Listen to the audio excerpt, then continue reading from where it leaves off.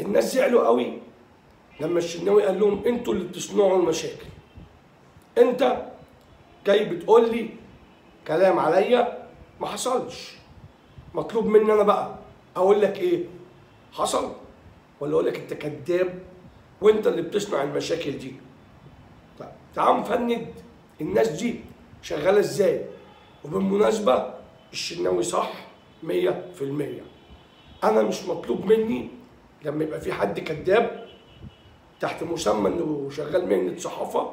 الصحافه هي نقل المعلومه الصحيحه بدون غش او تدليس. كون ان انت ممكن تكون صحفي فاضي فتخترق كذبه، ده اسمه خوض في الاعراض، اسمه وكنا نخوض مع الخائضين. الصحفي الفاضي ما يتكلمش ويوجع دماغنا. ما انت النهارده جاي بتقول للراجل ان انت عامل مشكله في الفرقه، قال له انت قريت شفت الكلام ده؟ قال له سمعت وقريت. قال له دي الصحافه في مصر كده، سمعت وقريت. بتتهم الراجل. تعالوا نشوف بعد كده خلاف شديد بين الشناوي وبين شوبير على من يحرس مرمى الاهلي في النهائي.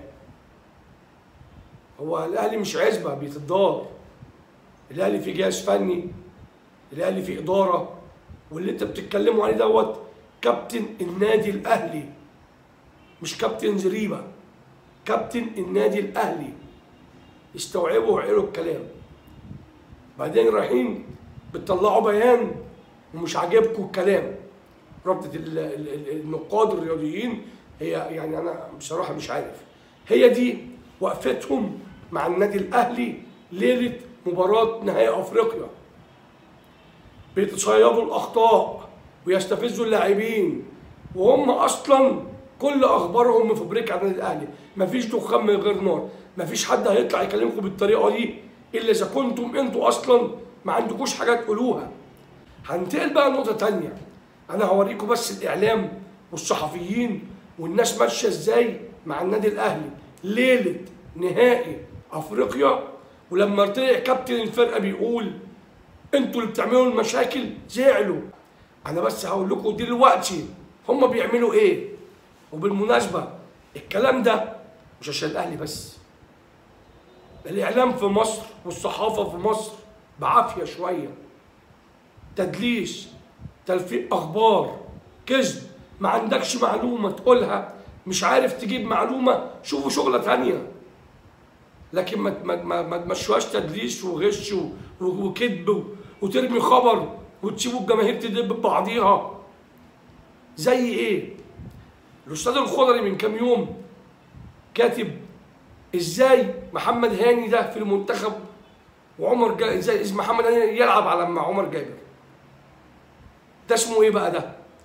ده اسمه تكسير من الروح المعنويه للاعب مقبل على نهائي كمان يومين.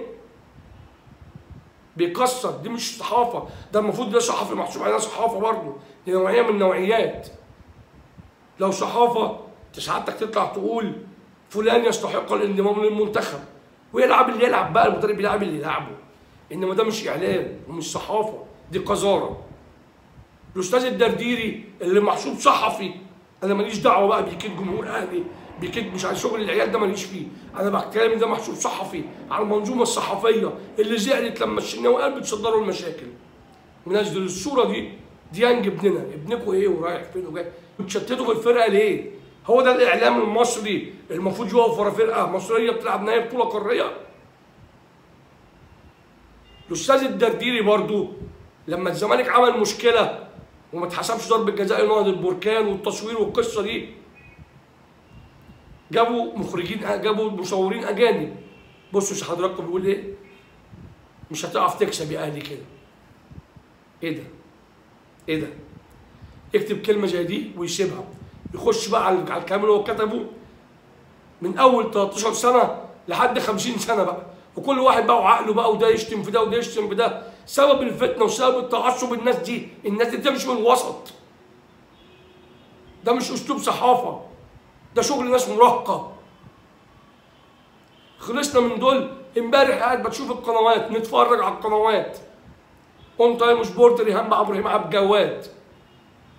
مين اللاعبين اللي انتقلت من الاهلي للزمالك؟ يا استاذ ابراهيم، يا حاجه ريهام، يا اعلام مصر، انتوا بتتكلموا كده وفاضل اقل من 10 ساعات على مباراه النهائي للاهلي. ايه اللي بتعملوه ده؟ ايه الزفت اللي انتوا فيه ده؟ ايه التدليس والزفت ده؟ خلصنا من ريهام، دخلنا على مهيب عبد الهادي وعشان عبد الحفيظ يقول له الشناوي ينفع اللي عمله. سيد قال له شاف ده وقته اتخرس. نخلص من ده نخش على محمود فايز برضو مع مهيب، يقول لك امام عاشور كان عايز يروح كان المفروض يروح عاشور الزمالك وما راحش الاهلي وراح بيراميدز ولا راح الخليج. عبد المنصف نفسه يروح الزمالك، نفسه يرجع الزمالك، ولو رجع الجمهور هيسامحه. يا جماعه في ايه؟ وزعلانين ان كابتن النادي الاهلي محمد الشناوي طلع يتكلم بكل ادب وقال لك انتم من تصنعون المشاكل. ده مش مشاكل بس يا كابتن محمد، دي مشاكل وفتنه وكذب وتدليس وكل حاجه. وباذن الله رغم كل الكلام ده الاهلي منصور ورافع الكاس، الاهلي بطل افريقيا، الاهلي بطل افريقيا باذنك يا رب للمره ال 12. النهارده مصر كلها هتفرح. سيبكوا بقى من كل الكلام ده، زي ما فرحنا للزمالك بالمناسبه، المحترمين يفرحوا للزمالك. الفكره كلها يا شباب ايه؟ انا بس عايز اوصل حاجه بالمختم الحلقه. مفيش عداء بين اهلي وزمالك. كل عيله فيها اهلاوي وفيها زملكاوي. الفكره كلها الناس دي بتخش ترمي البوست ما بتعلقش حتى عليه، ترميه ويلا خشوا ضد بعض.